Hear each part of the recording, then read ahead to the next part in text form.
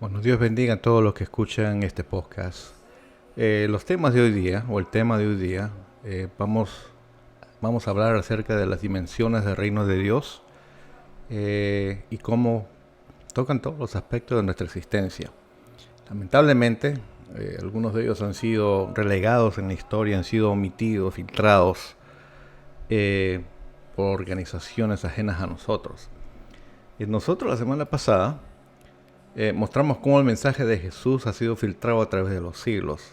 Se le quitó el énfasis a la justicia y al mismo reino.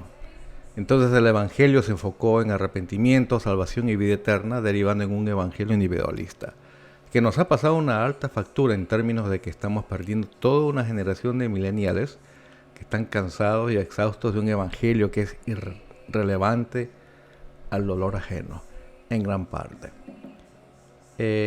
Como ejemplo, pues ustedes pueden ver la gráfica, ponemos el ejemplo de una persona que tiene necesidades espirituales, físicas, sociales y hasta mentales. Y un evangelio individualista le informa que él necesita poner su fe en Cristo para ser salvo y experimentar vida eterna. Y por ahí uno que otros ayudarán con algunas de las necesidades existenciales de este nuevo hermano. Pero la gran mayoría ignora las necesidades existenciales, ¿verdad? Las necesidades físicas. Muchas veces vienen de una condición muy pobre y necesitan ayuda financiera o una colaboración. Otros tienen problemas sociales, otros tienen problemas de personalidad o mentales.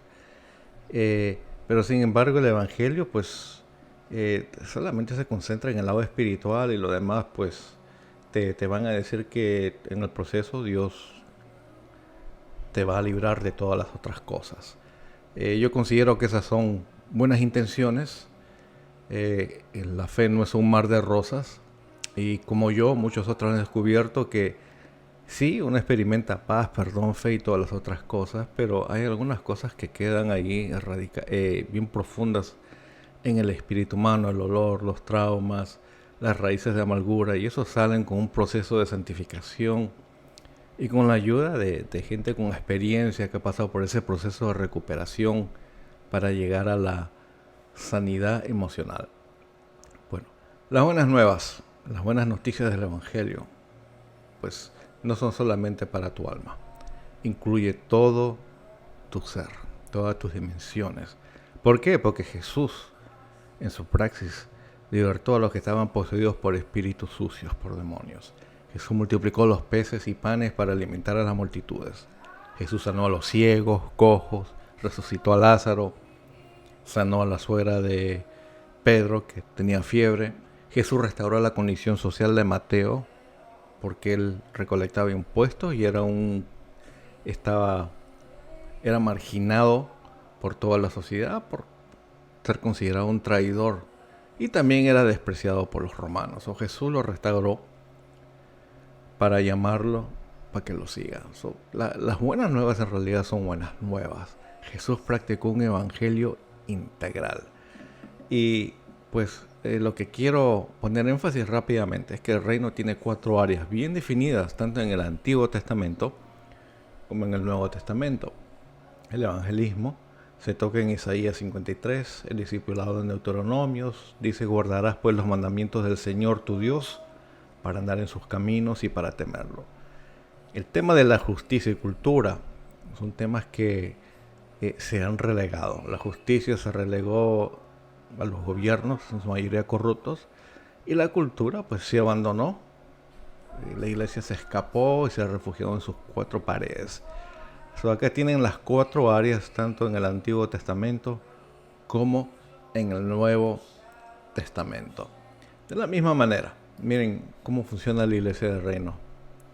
La iglesia del reino, pues hoy se practica el evangelismo y se practica el discipulado. El discipulado no es tan efectivo como el evangelismo. ¿Por qué? Porque todos los que vienen y en el proceso de discipulado, pues una gran mayoría no acaban el proceso. ¿Por qué? Porque es un proceso basado en información, en 3 años de institutos. Muy pocos acaban. Ya después en otro tema vamos a hablar de discipulado con el método de Jesús, que es el método aprendiz. La justicia la hemos relegado para que el gobierno se encargue, sabiendo que la iglesia del reino de Dios es la conciencia de la sociedad. Si nosotros dejamos de hablar, si nosotros dejamos de denunciar las injusticias, ¿quién lo va a hacer? Un ejemplo, Juan el Bautista constantemente le decía a Herodes: no te es lícito acostarte con la mujer de tu hermano. Él encaró una injusticia, bueno, y tuvo que pagar un precio alto. La cultura, pues, hay que ser honestos, acá se ha puesto bastante énfasis en la propia cultura cristiana, las canciones que cantamos, las expresiones que se han desarrollado en cada congregación. En vez de poner énfasis en la cultura, en vez de preparar discípulos, ¿verdad?, y comisionarlos en cada área de la cultura, tanto en las artes como en el deporte, en la literatura. ¿Para qué? Para que sean luz y sal en la sociedad. Entonces la iglesia del reino, pues la iglesia del reino toca las artes, se envuelve en los deportes, afecta la música, atiende a los pobres, ¿verdad? Y tiene una presencia notable en la comunidad. La pregunta es, ¿cómo hacemos este cambio? Bueno, este cambio se hace con pocos. Esta es la curva de adopción de innovación. Como ustedes pueden ver, solamente un 2.5 o menos de 3% son los visionarios en toda comunidad, incluyendo la iglesia. Seguida por un 13.5% que son los adaptadores tempranos. Si tú quieres cambiar la cultura de tu iglesia a una iglesia misional, a una iglesia de reino, pues vas a saber que vas a contar más o menos con un 15% de la iglesia. Un 34% va a observar y van a adoptar eventualmente. Otro 34% no va a asimilar el mensaje y el 16% no te va a aceptar. En otras palabras, lo que te estoy diciendo es, cambiar la cultura no es fácil, te va a costar trabajo, amigo pastor.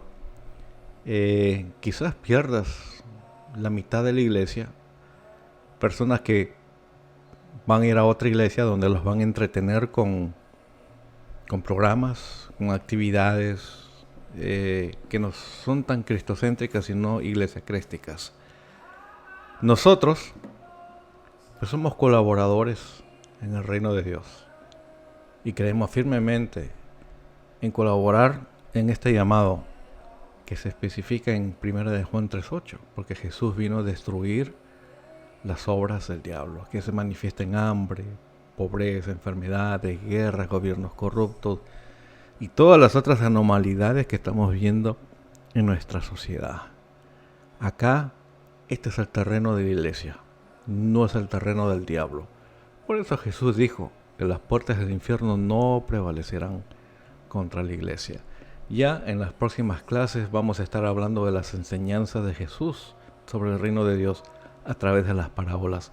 Dios los bendiga a todos. Amén.